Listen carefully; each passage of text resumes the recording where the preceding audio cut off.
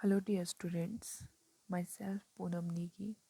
आज जो है हम education in contemporary Indian society, जो कि डीएलएड फर्स्ट ईयर का पेपर नंबर सेकंड है या फिर कोर्स नंबर 102 है, इस पे जो है हम आज डिस्कशन करने जा रहे हैं, जिसमें हमारा टाइटल रहेगा Revolt of 1857. We are going to discuss about in detail Revolt of 1857 means 1857 की क्रांति के बारे में हम इस आज जो है पढ़ने जा रहे हैं। जैसे कि सन 1857 ईस्वी का जो समय रहा है, जो ड्यूरेशन रही है या फिर जो साल रहा है 1857 का, भारतीय इतिहास का एक यादगार साल माना जाता है। इसे क्यों माना जाता है? क्योंकि भारतीय इतिहास के महत्वपूर्ण घटनाएं, जितनी भी भारतीय इतिहास से यहाँ हमारा मतलब है भारत के स्वतंत्रता संग्राम या स्वतंत्रता के फ्रीडम स्ट्रगल के टाइम का जो पीरियड है, उसे जो है भारतीय इतिहास की संज्ञा दी गई है। उस समय जितनी भी घटनाएं हुई हैं भारतीय इंडियन फ्रीडम को लेकर, स्ट्रगल के रिगार्डिंग जो भी आंदोलन हुए थे, उनमें जो है सबसे मुख्य रूप से जो है 1857 की क्रांति को याद रखा जाता है, क्योंकि यहीं से शुरुआत मानी जाती है भारतीय स्वतंत्रता संग्राम के आंदोलन की, या फिर जो चिंगारी आम लोगों में भड़की थी अपनी स्वतंत्रता को लेकर, भारतीय लोगों में ब्रिटिश रूल के अगेंस्ट, उसकी चिंगारी या उसकी नींव जो है इस क्रांति से मानी जाती है। और अंग्रेज़ जो है, ब्रिटिश जो है, इस क्रांति को सैनिक विद्रोह या फिर हिंदू मुस्लिम संगठित षड्यंत्र भी कहते हैं।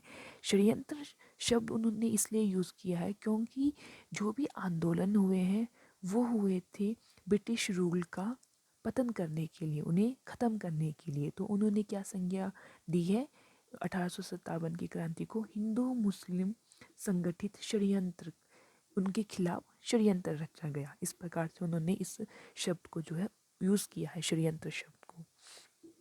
जो ये क्रांति उभर कर सामने आई, इसके जो रिजल्ट्स देखने को मिले हैं, इसके रिजल्ट या फिर इस क्रांति के होने के जो कारण हैं, वो अचानक से पैदा नहीं हुए थे, बल्कि जो पिछले 100 वर्षों से अंग्रेज़ों का शासन, उनका जो सामाजिक रूप से इंटरफेरेंस, उनकी इकोनॉमिकली इंटरफेरेंस या दबाव जो थी, या फिर उनकी पॉलिटिकल जो उनकी पॉलिसीज़ थी, जिसमें वो सिर्फ और सिर्फ अपना ही फ़ायदा देखते थे, उसके कारण जो है ऐसी सिचुएशंस हुई, ऐसी परिस्थितियां उत्पन्न हुई, जिसका रिजल्ट हमारे सामने को आया 1857 की क्रांति। तो इसमें जो है हमने लास्ट लेक्चर में, कॉलेज में लास्ट डे में हमने इसके रीजंस के बारे में बात की थी कि main reasons of revolt of 1857, 1857 की क्रांति के मुख्य कारण, इसके बारे में जो है हमने लास्ट टाइम का क्लास में पढ़ा था, जिसमें से इसके मेन जो रीज़न है 1857 की क्रांति के, first is political reason, second is administrative reason, third economic reason, fourth social and religious reasons, and last is military reasons. ठीक है, तो इसमें जो है हम लोगों ने फर्स्ट, सेकंड और third, political reason, administrative reason, economic reason, ये तीन जो रीज़न है बिहाइंड द रिवॉल्ट ऑफ 1857, इसके बारे में हमने ब्रीफली डिस्कशन कर ली थी लास्ट टाइम क्लास में। अब जो हमारे पास रहता है फोर्थ और fifth reason, that is social and religious reason, सामाजिक एवं धार्मिक कारण, एंड मिलिट्री रीजन, सैनिक कारण। इसके बारे में जो है हमें जानने को या पढ़ने को बाकी रहता है। पहले की तीन रीजंस के बारे में हम पहले की क्लास में जो है, या फिर लास्ट क्लास में जो हम ब्रीफली डिस्कशन कर चुके हैं। तो आइए सबसे पहले हम बात करते हैं सोशल एंड रिलीजियस रीजन के बारे में, सामाजिक एवं धार्मिक कारणों के बारे में बात करते हैं कि ऐसे कौन कौन से सामाजिक स्तर पर या धर्म के आधार पर ऐसे कौन कौन से कारण थे, जिसके कारण जो है 1857 की क्रांति में आम लोग भी जो है अपनी पार्टिसिपेशन देने के लिए जो है इंस्पायर हुए, या फिर उन्होंने अपनी पार्टिसिपेशन दी इस आंदोलन में। अब इसमें हम पढ़ेंगे कौन कौन से सोशल एंड रिलीजियस रीजन थे, and these are the first is सामाजिक असंतोष। भारतीय लोगों में जो है सामाजिक असंतोष फैल गया था, लेकिन कैसे? वो इस प्रकार से कि समाज में या उस समय 1857 के पीरियड के समय जो भी उच्च वर्ग के लोग थे, जो बहुत धनी वर्ग से संबंधित लोग थे, उन लोगों की संपत्ति, जागीर, उपाधियां आदि जो हैं छीन ली गई थी। किसके द्वारा? अंग्रेज़ों के द्वारा छीन ली गई थी।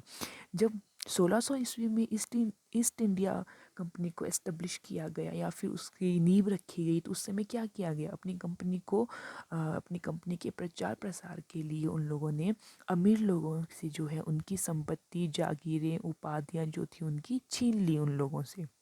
और अंग्रेज़ों के कार्यों ने भारतीय सामाजिक जीवन पर बहुत ही बुरा असर डाला।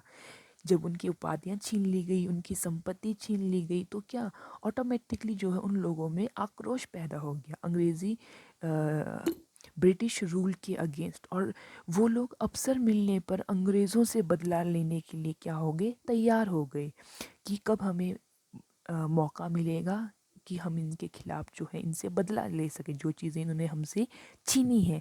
तो इस कारण क्या हुआ? उनकी प्रॉपर्टी, उनकी उपाधियां छीन लेने के कारण जो है सामाजिक रूप से जो है अराजकता या असंतोष जो है लोगों में फैल गया। तो ये पहला था हमारा social and religious reason. Second is भारतीयों के सामाजिक जीवन में हस्तक्षेप। भारतीयों के जीवन में हस्तक्षेप, लेकिन कैसे?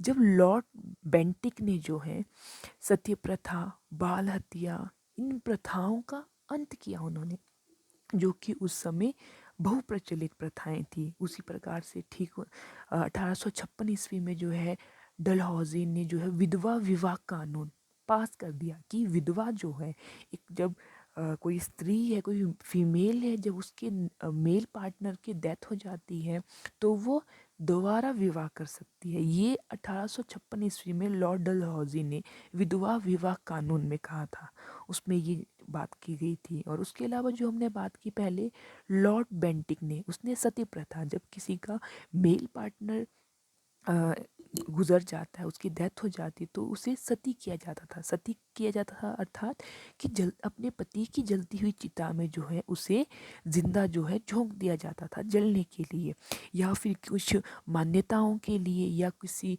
अच्छे काम के लिए जो है बच्चों की जो है हत्या, उनकी बलि दी जाती थी, बच्चों की बलि। इस पे जो है लॉर्ड बेंटिक ने जो है इन प्रथाओं पे जो है बैन लगा दिया और इन चीज़ों को जो है आगे होने से रोकने की कोशिश की गई। लेकिन नतीजा क्या हुआ कि उस समय ये प्रथाएं तो बहुप्रचलित थी समाज में। समाज में जो है ये प्रथाएं बहुप्रचलित थी और उस समय लोग इसे मानते भी बहुत अच्छे से थे।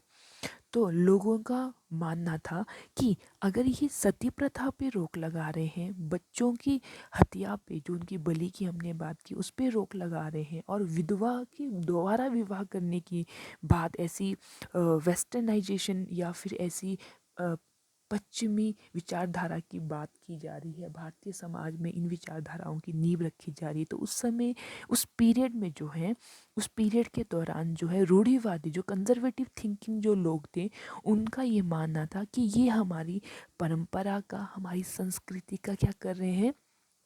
मजाक उड़ा रहे हैं या फिर हमारी संस्कृति का हनन कर रहे हैं। तो उन्हें ये प्रथाएं क्या लगी? उन्हें ये प्रथाएं उस समय समाज सुधार अ, की चीज़ें नहीं लगी, बल्कि उन्हें ये प्रथाएं ऐसी लगी कि ये हमारी संस्कृति, हमारी सभ्यता के खिलाफ हैं। इसके कारण जो है उन्हें लगने लगा कि जो हमारा सामाजिक जीवन है, इसमें जो है इंटरफेरेंस जो है ब्रिटिश रूल का वो बहुत ज़्यादा होने लगा है, जिसके कारण जो है वो लोग इनके अगेंस्ट हो गए। इनके अगेंस्ट हो गए मीन्स ब्रिटिश रूल के जो है वो अगेंस्ट हो गए और उनके खिलाफ जो है लड़ने के लिए वो तैयार हो गए, जिसके फलस्वरूप जो है उन लोगों ने 1857 की क्रांति में अपनी भागीदारी दिखाई या दी। थर्ड है आपका जातीय भेदभाव। जातीय भेदभाव जो है भारत, जो इंडिया जो है प्राचीन समय में भी और अभी भी जो है बहुत सारी डाइवर्सिटी यहाँ देखने को मिलती है। यहाँ अलग अलग धर्मों के लोग रहते हैं और यहाँ पे जो डिस्क्रिमिनेशन है, जो भेदभाव है, वो भी विभिन्न आधारों पे किया जाता है, जिसमें मुख्य जो कारण है भेदभाव का, डिस्क्रिमिनेशन का, वो है जातीय भेदभाव। जातीय भेदभाव भारतीयों के साथ किया जाता था। क्यों? सबसे पहले भारत एक कृषि प्रधान देश है। यहाँ के लोग मुख्य रूप से कृषि पर निर्भर रहते हैं, कृषि पर आश्रित रहते हैं और वो कृषि से ही अपनी आजीविका कमाते हैं। तो उस टाइम में भी क्या था कि भारत के लोग कृषि करते थे ज़्यादातर लोग, और गरीब खेतों में अपने जानवरों के साथ ही वो हमेशा ज़्यादा समय बिताते थे। तो अंग्रेज़ों ने भारतीयों को हीन समझकर उनके प्रति घृणा के भाव रखने लग गए। वे अहंकार के कारण भारतीयों से सामाजिक मेल जोल रखना जो है अपना अपमान समझते थे, तथा भारतीयों को पशु समान समझते थे। वो भारतीयों को इतना अपने से इतना निम्न समझते थे कि वे जातीय भेदभाव करते थे। उनका मानना था कि भारतीय जो है इनका स्थान जो है पशुओं के साथ और खेतों में ही है, कड़ी धूप में काम करने में, यही इनका महत्व है और यही इनका स्थान है। इसलिए वो इस बेस पे जो है उनसे डिस्क्रिमिनेशन करते थे। इसका बड़े बड़े एग्जाम्पल हमारे सामने आते हैं, जैसे कि जो रेलगाड़ी में जो हम प्रथम श्रेणी कहते हैं, फर्स्ट क्लास में जो है, फर्स्ट क्लास जो बॉक्स होता है रेलगाड़ी का, उसमें जो है भारतीय उस समय में 1857 के समय में सफ़र नहीं कर सकते थे। और दूसरा उदाहरण हमें मिलता है, भारतीय अंग्रेज़ों के साथ उठ बैठ नहीं सकते थे, और सामाजिक उत्सव जो भी सोशल फेस्टिवल सेलिब्रेट किए जाते थे अंग्रेज़ों के द्वारा, उसमें जो है भारतीय भाग नहीं ले सकते थे। और यहाँ तक कि यूरोपियों के द्वारा जो होटल्स और क्लब चलाए जाते थे, उनमें जो है भारतीय प्रवेश नहीं कर सकते थे। और बाहर पे साइन बोर्ड या बाहर पे नोटिस टाइप में बोर्ड लगाए जाते थे कि कुत्तों और भारतीयों के लिए प्रवेश वर्जित, कि कुत्ते और भारतीय अंदर नहीं आ सकते। इस प्रकार के जो है बोर्ड भी लगाए जाते थे। कहाँ पे? यूरोपियों द्वारा जो है, यूरोपीय देशों के लोगों द्वारा जो है, जो भी होटल्स और क्लब चलाए जाते थे। तो इन बेस पर ये उदाहरण हमें मिलते हैं अपने पुराने टाइम से कि इस कदर या इस तरह से या इतनी बुरी तरीके से जो है भेदभाव किया जाता था, जातीय भेदभाव अंग्रेज़ों के द्वारा भारतीयों के साथ। क्लियर है? नेक्स्ट है हमारा रेल एवं तार की स्थापना। जब रेल और तार की स्थापना की गई, पहले भारत क्या करता था? पूर्वी देशों के साथ व्यापार करता था, अपने चाय, मसाले, दालें, कपास, रुई का व्यापार करता था। लेकिन जब ब्रिटिश एम्पायर जो है एस्टेब्लिश हुआ इंडिया में, ईस्ट इंडिया कंपनी की नींव रखी गई, तो क्या हुआ, ये पश्चिमी देशों के साथ भी व्यापार करने लगा। ठीक है, जब ये पश्चिमी देशों के साथ व्यापार करने लगा, तो पहले जो है भारत के व्यापार के जो मार्ग थे, जल मार्ग थे, स्थल मार्ग थे, वो सेफ नहीं थे। रास्ते में ही व्यापारियों को लूट लिया जाता था। तो ब्रिटिश सरकार ने क्या किया, सबसे पहले तो इन व्यापार के आवागमन के इन रास्तों को जो है सिक्योर किया, सेफ्टी प्रोवाइड करवाई। और उसके बाद जो है उन्होंने अपने व्यापार को बढ़ाने के लिए भारत में ब्रिटिश रूल को प्रचार प्रसार के लिए विश्व भर में उसे प्रसिद्ध करने के लिए क्या किया, रेल एवं तार की स्थापना की। ठीक है, रेल और तार की स्थापना और भारतीयों के सामाजिक जीवन में हस्तक्षेप, हमने एक सेकंड पॉइंट पढ़ा। ठीक है, ये और ये भले ही भारतीयों के भले के लिए, उनके लिए लाभदायक सिद्ध हुए, लेकिन उस समय जो भारत की सामाजिक अ, स्थिति थी, उस समय जो लोगों की मानसिकता थी, उन लोगों के लिए ये क्या थी, उन्हें लगा कि भारत के रूढ़िवादी लोग समझने लगे कि ये उन्हें स्थायी रूप से दास बनाने के साधन है, कि रेल मार्ग, तार व्यवस्था और ये अलग अलग प्रथाएं, विधवा प्रथा, डलहौजी की और लॉर्ड बेंटिंग की सती प्रथा, इन प्रथाओं को चलाने से क्या हो जाएगा, ये लोग हमारी संस्कृति को नुकसान पहुंचा रहे हैं। तो रूढ़िवादी लोगों को लगा कि ये सिर्फ और सिर्फ हम पे अपना आधिपत्य स्थापित करने के लिए ही किया जा रहा है। और यहाँ तक कि कुछ लोगों ने ये अफवाह फैलाई कि जो उस समय ईसाई धर्म को नहीं अपनाएगा। देखिए, इसका जिक्र हमने पहले भी किया था कि जब ईस्ट इंडिया कंपनी को एस्टेब्लिश किया गया इंडिया में, तो ईसाई मिशनरियों ने उनका सबसे पहले साथ दिया। क्यों? क्योंकि ईसाई मिशनरी क्या चाहते थे कि पूरी दुनिया में उनके धर्म का प्रचार प्रसार हो, लोग धर्म परिवर्तन द्वारा जो उनके धर्म को अपनाएं। और जो कंपनी थी ईस्ट इंडिया कंपनी, वो चाहती थी हमारे व्यापार का प्रचार प्रसार हुए। तो उन दोनों ने जो क्या गुटबंदी की कि ईसाई मिशनरियों ने कहा हम आपकी कंपनी के बारे में आम लोगों को अवेयर कराएंगे, आपकी कंपनी की पॉलिसीज के बारे में लोगों को बताएंगे, ताकि लोग आपसे जुड़ें और आपके साथ बिजनेस करें, अपना इन्वेस्टमेंट करें। और दूसरा, ईस्ट इंडिया कंपनी ने कहा कि यदि आप ऐसा करते हैं तो हम लोगों को आपका धर्म आपके धर्म में परिवर्तन होने के लिए, परिवर्तित होने के लिए, आपके धर्म को अपनाने के लिए जो हम उनको फोर्स करेंगे या उनको कन्विंस करेंगे। वो कन्विंस करना जो है उनका, वो चाहे फोर्सफुली रहा हो या फिर विलिंगली रहा हो, लेकिन उनका ये जो है आपस में जो है उनका समझौता हुआ।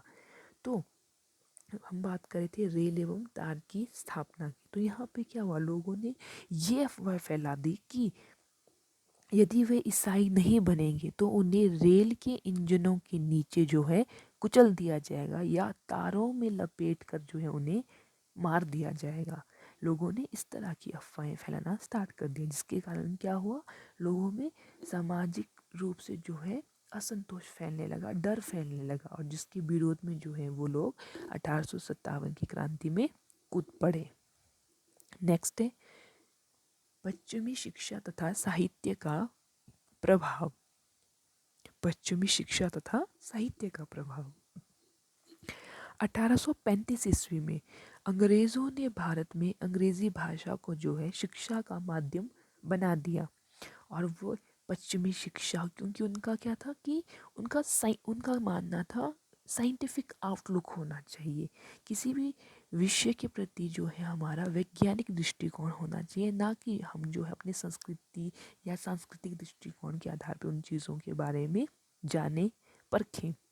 वो फैक्ट्स के बारे में, लॉजिक के बारे में बात करते थे। तो इसलिए उन्होंने क्या किया, साइंटिफिक आउटलुक और ज्ञान विज्ञान के प्रचार प्रसार पर बल दिया। पहले क्या होता था भारत में कि गुरुकुलों में शिक्षा ग्रहण करने के लिए जाना पड़ता था, और जो है अलग अलग जाति के लोग, अलग अलग जेंडर बेस्ड जो है लोग, मुख्य रूप से लड़कों को जो है उच्च उच्च घराने के लोगों को जो है, जो राजवंशों से संबंध रखते थे या फिर ब्राह्मण संप्रदाय से संबंध रखते थे, उन लोगों को जो है शिक्षा प्रदान की जाती थी। लेकिन अंग्रेज़ों के आने के बाद शिक्षा सभी को दी जाने लगी, और शिक्षा जो है जाति या धर्म से संबंधित नहीं रह गई। अंग्रेज़ों के आने के बाद उन्होंने क्या कर दिया कि सभी जातियों एवं धर्मों से संबंधित विद्यार्थी बिना भेदभाव के एक साथ पढ़ेंगे, और जहाँ वो एक साथ पढ़ते थे ऐसे स्कूलों में जो है ईसाई धर्म की शिक्षा दी जाने लगी। इस प्रकार से क्या हुआ कि जो कट्टर हिंदू और मुसलमान थे, उनमें जो है अंग्रेज़ों की इस नीति के संबंध में असंतोष की भावनाएं उत्पन्न होने लगी कि सभी धर्मों के लोग एक ही जगह पे एक साथ बैठकर शिक्षा कैसे ग्रहण कर सकते हैं। तो वो इस विचारधारा के अगेंस्ट हो गए और 1857 की क्रांति में कूद पड़े बदला लेने के लिए। एंड द लास्ट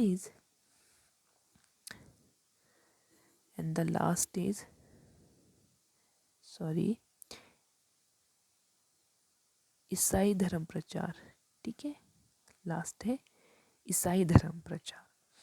जैसे हमने बात की कि ईसाई धर्म का प्रचार प्रसार करना चाहते थे, तो वहीं पे जो है जब 1813 में चार्टर एक्ट के बाद ईसाई धर्म प्रचारकों को भारत में आने की स्वीकृति मिल गई, तो उन्हें क्या किया जाने लगा, ईस्ट इंडिया कंपनी के द्वारा ब्रिटिश सरकार के द्वारा ईसाई मिशनरियों को राजकीय सहायता जो है प्रदान की जाने लगी। अब यहाँ पे हम बात करेंगे what do you mean by राजकीय सहायता। राजकीय सहायता मीन्स कि स्टेट के द्वारा या स्टेट लेवल पे जो भी इकोनॉमिकली या फिर कोई और सहायता जो है ईसाई मिशनरियों को प्रदान की जाती थी स्टेट लेवल पे, सरकार के द्वारा, स्टेट गवर्नमेंट के द्वारा, उसे कहा गया राजकीय सहायता जो है प्रदान की जाएगी। ठीक है, उसके बाद ये कहा गया कि जो लोग धर्म परिवर्तन करेंगे, धर्म बदलने वालों को बड़ी आसानी से जो है सरकारी नौकरियां दी जाएगी, और बेंटिंग के जो है शासनकाल में पैतृक संपत्ति कानून बने जिसमें कहा गया कि धर्म परिवर्तन करने पे भी जो है आप अपनी पैतृक संपत्ति से वंचित नहीं होंगे, बल्कि आप अपनी पैतृक संपत्ति के हकदार होंगे। ये बात की गई बेंटिक के शासनकाल में, क्योंकि उस समय जो उन्होंने पैतृक संपत्ति संबंधी कानून पास किया था। उसी प्रकार से जब डलहौजी द्वारा बच्चा गोद लेने की प्रथा का निषेध किया गया तो हिंदू धर्मशास्त्र ने जो है इसका विरोध किया गया। और इसी प्रकार एक इंसिडेंट और हमारे सामने आता है कि 1845 ईस्वी में एक नियम बनाया गया जिसमें कहा गया कि जेलों में जो बंद भारतीय हैं, जिन भारतीयों को जेलों में कैदी बनाया गया है, उनके लिए क्या होता था, पहले ब्राह्मण जो है खाना बनाते थे, जो ब्राह्मण संप्रदाय से संबंधित होते थे ऐसे लोग उनके लिए खाना बनाते थे। लेकिन 1845 में एक नियम पास किया गया जिसके अंतर्गत क्या होने लगा कि जेल में बंद भारतीयों का भोजन गैर ब्राह्मण व्यक्तियों द्वारा बनाया जाने लगा। ठीक है। और उन लोगों को जो है जेल में जो है प्रतिदिन एक ईसाई अध्यापक ईसाई धर्म की शिक्षा भी देता था। ये तथ्य जो है या ये बातें जो है कही गई हैं गोपीनाथ नामक एक बंगाली हिंदू जिसने जो है बाद में अपना धर्म परिवर्तन करके वो ईसाई बन गया था। उसने लिखा है ये कि जेल में कैदियों को प्रतिदिन एक ईसाई अध्यापक ईसाई धर्म की शिक्षा देता था। तो इस प्रकार से जो है ये जो हमने रीजंस पढ़े, सामाजिक एवं आर्थिक कारण, सामाजिक असंतोष के कारण, भारतीयों के सामाजिक जीवन में हस्तक्षेप के कारण, जातीय भेदभाव के कारण, रेल एवं तार की स्थापना के कारण, पश्चिमी शिक्षा तथा साहित्य के प्रभाव के कारण और ईसाई धर्म के प्रचार के कारण, इन कारणों के कारण जो सोशल और रिलीजन बेस्ड जो ये रीजंस थे, इसके कारण जो है लोग जो हैं 1857 की क्रांति में अपनी पार्टिसिपेशन देने के लिए, उसमें अपनी भागीदारी देने के लिए जो है वो इंस्पायर हुए, क्योंकि इन बेसिस पे जो है उनका शोषण किया जाने लगा था।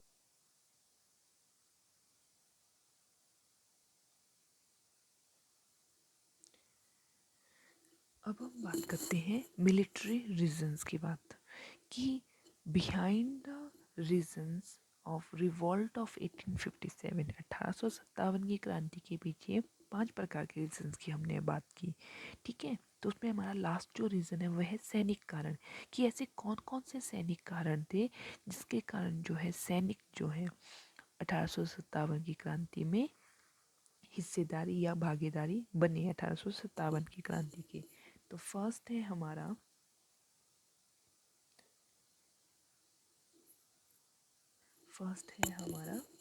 भारतीय सैनिकों में असंतोष।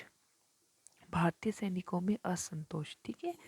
तो भारतीय सैनिकों में असंतोष कैसे फैला? सबसे पहले तो कि भारतीयों में जो है उनको सेना में वो भाग लेने लगे, सैनिक बनने लगे, लेकिन एक भारतीय सैनिक का वेतन और उसका भत्ता जो है एक अंग्रेजी सैनिक के मुकाबले में बहुत कम था। जैसे कि एक भारतीय सैनिक को 9 रुपये प्रति माह, जबकि एक अंग्रेज सैनिक को 70 रुपये प्रति माह जो है सैलरी दी जाती थी। इसके अलावा जो है भारतीयों को जो है भारतीय सैनिकों को दूर दूर भेजा जाता था लड़ने के लिए, और अंग्रेज अफसर जो हैं उन्हें सुअर, काले कहकर इस प्रकार के शब्दों से जो है उन्हें पुकारते थे।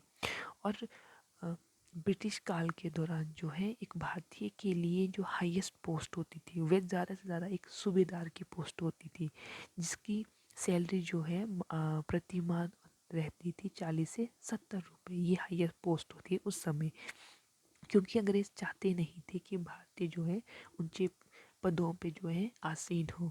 तो इस कारण में जो है भारतीय सैनिकों में असंतोष फैल गया। ठीक है। तो अभी हम बात कर रहे हैं मिलिट्री रीजन की, सैनिक क्यों खिलाफ हुए। ठीक है।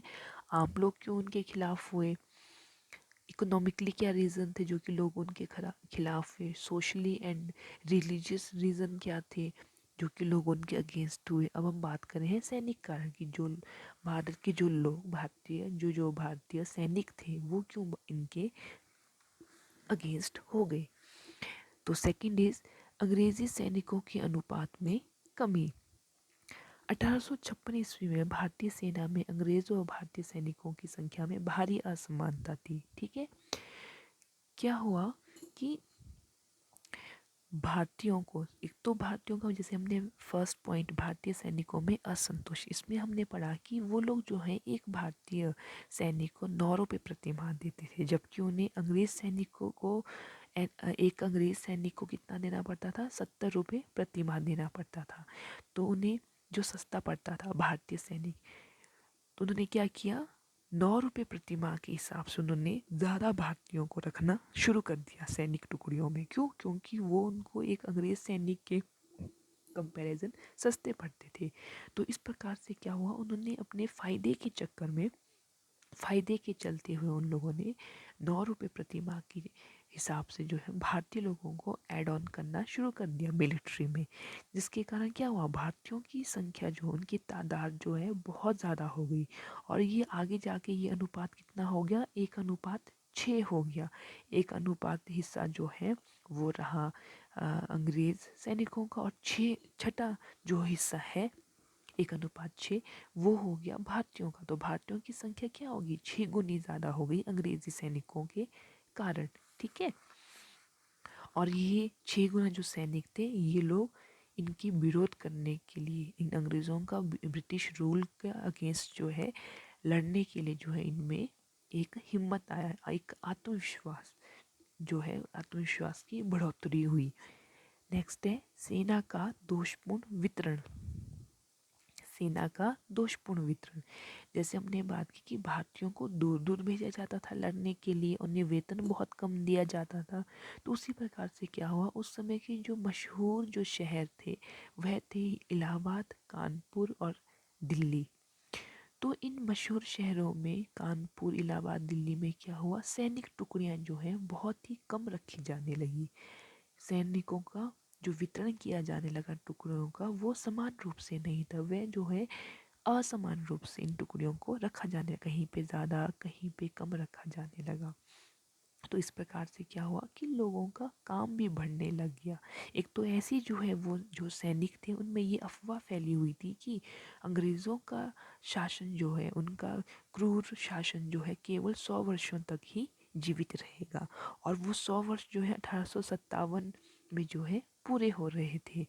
तो ये अफवाह फैली हुई थी, और उस समय जो सैनिकों का वितरण था वो भी बहुत कम संख्या में या असमान रूप से किया गया था। फिर है सैनिकों की ग्रामीण पृष्ठभूमि। ठीक है, तो हमने बात की थी कि जब कंपनी इस्टेब्लिश हुई, ईस्ट इंडिया कंपनी 1600 ईस्वी में, तो क्या हुआ, बहुत से लोग जो हैं इंडस्ट्रियल सिटीज़ से जो है वापसी होगी उनकी, गांव में आकर वह कृषि करने लगे। और जब इतने सारे लोग इंडस्ट्रियल एरियाज से वापस आने लगे कृषि करने के लिए, तो क्या हुआ, ज़मीन कम हो गई, कृषि करने वाले ज़्यादा हो गए। तो जब सैनिक के रूप में 9 रुपये प्रति माह मिलता था, तो लोगों ने क्या किया, जब ज़मीन भी नहीं रही कृषि करने के लिए, तो उन लोगों ने सेना में भर्ती होना वाजिब समझा। क्यों? क्योंकि पेट तो भरना था, परिवार को तो पालना था। तो कृषि करने के लायक इतनी ज़मीन तो रही नहीं, ज़मीन पे इतना प्रेशर बढ़ गया, दबाव बढ़ गया, तो लोगों ने क्या कर दिया, सेना में भर्ती होना शामिल कर दिया।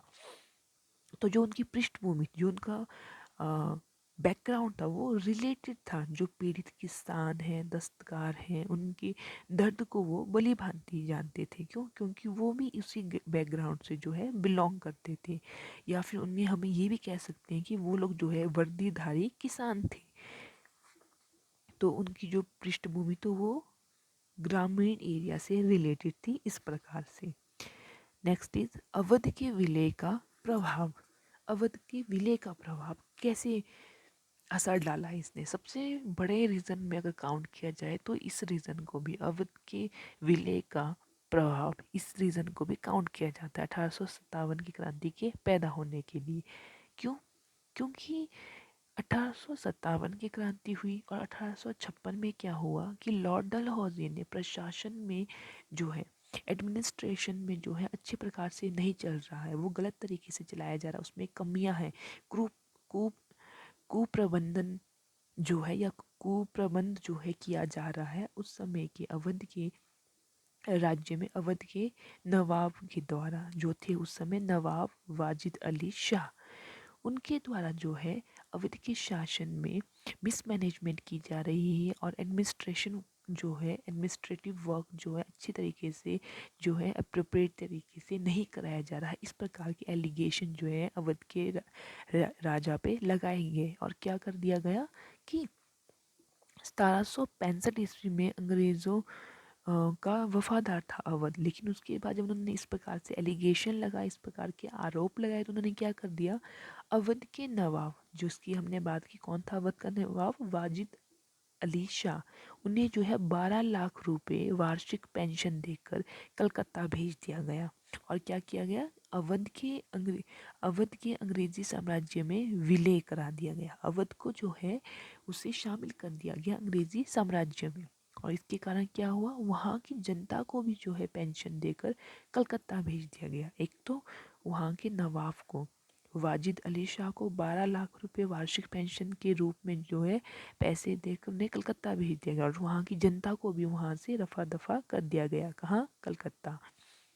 इसके कारण क्या हुआ, अवध की जो आम जनता थी उनको एक जगह से दूसरी जगह शिफ्ट होने में जो है बहुत सारी प्रॉब्लम्स को फेस करना पड़ा, जनता को जो है भारी कष्ट झेलने पड़े, जिसके कारण क्या है, अवध के जो है 75,000 सैनिक जो है गुस्सा हो गए, क्रोधित हो गए, और वो जो है अंग्रेज़ों से इस अपमान का बदला लेने के लिए जो है मौके की तलाश करने लगी, और ये मौका उन्हें मिला 1857 की क्रांति के रूप में। नेक्स्ट है आपका 6 पॉइंट, अंग्रेज़ों की सैनिक विफलताएं। 1857 से पहले जो है अंग्रेज़ों, भारतीयों में ये माना जाता था कि अंग्रेज़ जो है अजय है, अमर है, वे कभी मर नहीं सकते, उन्हें कभी पराजित नहीं किया जा सकता। लेकिन जो 1835 में, 1856 में, 1839 में, 1842 में जो युद्ध हुए, और इन युद्ध में जो है जो मुख्य रूप से फेमस जो उस समय का वॉर था वो था क्रीमिया युद्ध। क्रीमिया वॉर जो है उसमें जो भारी जनधन की हानि हुई ब्रिटिश सरकार को, वो लगातार 1835 से 1842 तक, 1835 टू 1842 तक जो है वो हार हार का सामना करना पड़ा। तो यहाँ से क्या हुआ, भारतीयों को विश्वास पैदा होने लगा कि नहीं, ये भी हार सकते हैं, ये इतने वर्षों से हार का सामना कर रहे हैं, इनकी इतनी युद्धों में जो है हार इनको फेस करना पड़ा है। तो इस यहाँ से क्या हुआ, उनमें मोटिवेशन आई, किसके लिए, अपने फ्रीडम स्ट्रगल के लिए। नेक्स्ट इज सामान्य सेवा अधिनियम। लॉर्ड कनिंघम ने 1856 में क्या कहा कि सामान्य सेना भर्ती का अधिनियम बनाया उन्होंने। लॉर्ड कनिंघम ने 1856 में सामान्य सेना भर्ती अधिनियम बनाया। इस अधिनियम के अनुसार क्या कहा गया कि भारतीयों को ये स्वीकार करना पड़ेगा जब वो सेना में शामिल होते हैं कि उन्हें भारत में और भारत से बाहर अदर कंट्री में भी जो है सेवा देने के लिए जाना पड़ सकता है। ज़रूरी नहीं है कि वो भारतीय हैं और भारत में ही सेवारत रहेंगे, उन्हें सेवा के दौरान जो है बाहर भी जाना पड़ सकता है। और ये बात जो है हिंदुओं की धार्मिक मान्यताओं के विरुद्ध थी। जो उच्च जाति के हिंदू थे उनमें जो है भयंकर जो है असंतोष फैल गया इसके रिगार्डिंग कि जब भारतीयों को बाहर भेजा जाएगा सेवा के लिए, सैनिक सेवा के लिए, तो वहाँ पे वो कैसे कैसे जाति के लोगों के साथ रहेंगे, कैसे लोगों के हाथ का खाना खाएंगे, क्योंकि यहाँ पे क्या था, सेना में पहले ब्राह्मण लोग ही उनके लिए खाना बनाते थे। तो इन विचारधाराओं के बेस पे जो है उन्हें जो लगा कि ये जो विचारधारा है ये हिंदुओं की धार्मिक मान्यताओं के विरुद्ध विरुद्ध है। तो ये भी सैनिक कांडों में से एक मिलिट्री रीजन था जो कि सैनिक जो है इनके अगेंस्ट हो गए, किनके अगेंस्ट, ब्रिटिश रूल के against. And the last point is और मोस्ट फेमस पॉइंट इज चर्बी वाले कारतूस। उस समय जो है 1856 ईस्वी में सरकार ने क्या किया, जब वो लड़ाई लड़ते थे तो पहले राइफलों का यूज़ किया जाता था, लड़ाई में युद्धों में किया जाता था। लेकिन 1856 ईस्वी में क्या किया गया कि सरकार ने पुरानी राइफलों के स्थान पर जो है नई एनफील्ड राइफल, उसका नाम था एनफील्ड राइफल, सेना को देने का निश्चय किया कि हम इस बार जो है नई राइफल्स जो है अपनी मिलिट्री को प्रोवाइड करेंगे लड़ाई के लिए, युद्ध के लिए।